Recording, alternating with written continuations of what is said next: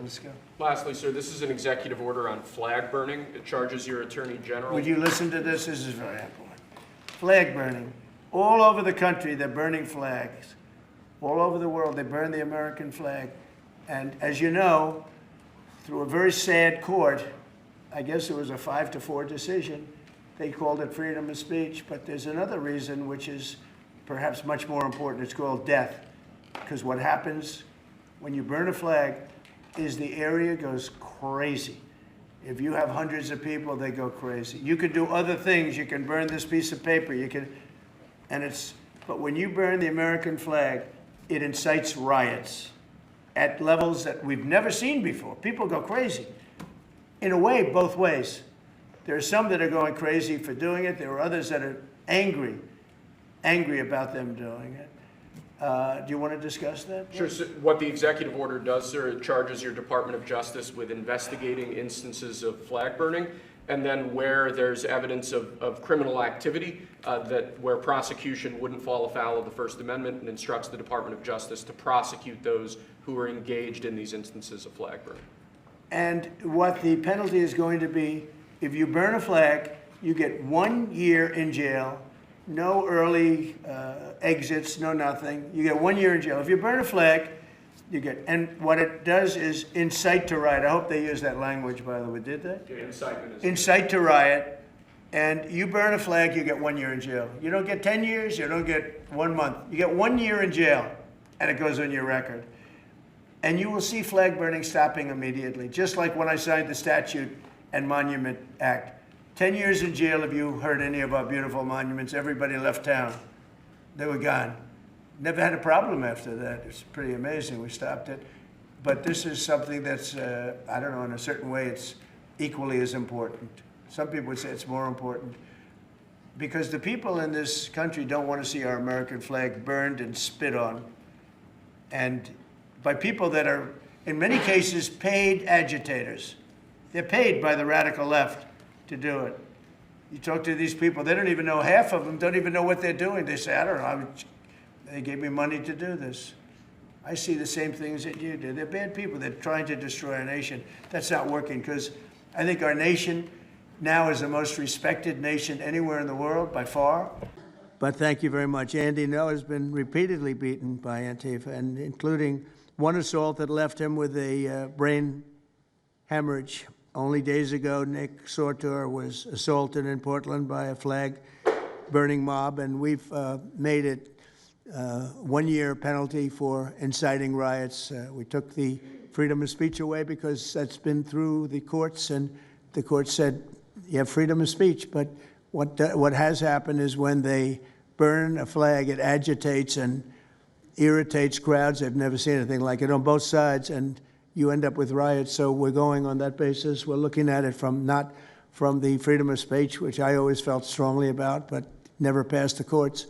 This is what they do, is they incite. When you burn an American flag, you incite tremendous violence. We have many examples of it, many examples of it, and it's actually down on tape, and you see things happen that just don't happen unless it's the flag that's burning. Very recently, Katie Davis Court was hit in the face with a flagpole in Portland by an Antifa radical, leaving her with a very blackened eye. So, Katie, thank you very much. And I'd like to also say that I watched Nick. Where's Nick? Is Nick here? Nick? Hi, Nick.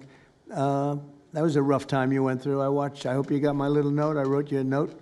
Yeah, I really appreciated that. It helped a lot because it was a difficult situation. It was very stressful, and your note helped a lot. I truly appreciate it. I thought it was terrible, actually. I thought it was terrible. So we'll talk about it a little bit at the end. Okay, Pam, please. Thank you, President Trump. And as you made clear, Antifa is a domestic left-wing terrorist organization. We've seen them on video for years because they wanted to be seen and they got away with it. They beat journalists, they attack courthouses, they attack police stations, they dox and assault our law enforcement officers. The Biden administration let them commit these crimes with total impunity for years. So did Democrat leaders like Pritzker and Mayor Brandon Johnson. Last week, independent journalist Nick Sorter was arrested just for protecting himself against Antifa. I saw it online and I called Nick. I couldn't believe what happened. He did all this just trying to save our American flag from being burned. He was pushed down and assaulted, yet the local police arrested Nick, not the Antifa thugs who did this to him. Antifa feels empowered to operate in the open because weak Democrats have turned a blind eye to their actions. Their hatred for President Trump and for law and order agendas fuels their violence. We've seen more than 1,000% increase in attacks against our ICE agents since January 20th. Secretary Noem is out there fighting for you firsthand to keep our federal officers safe, to keep our federal buildings safe, and we're not going to have it anymore, these thugs.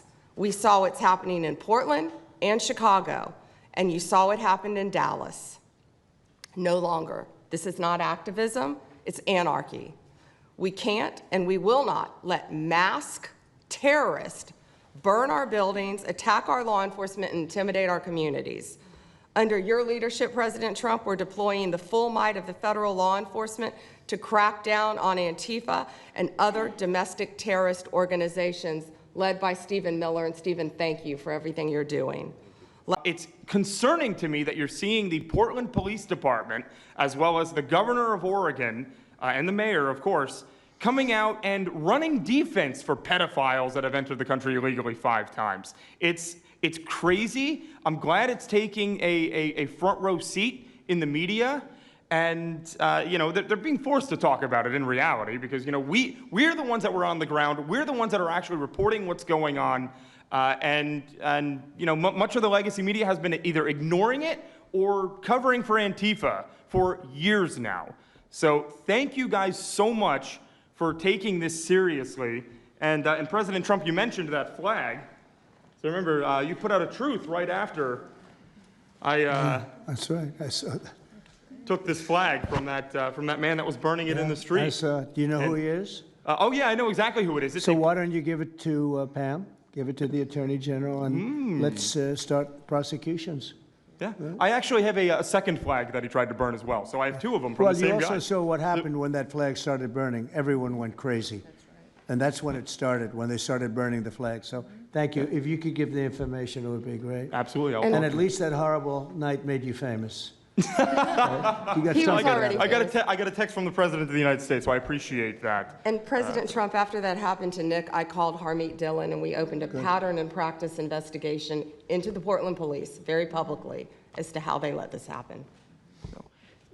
Thank you, sir.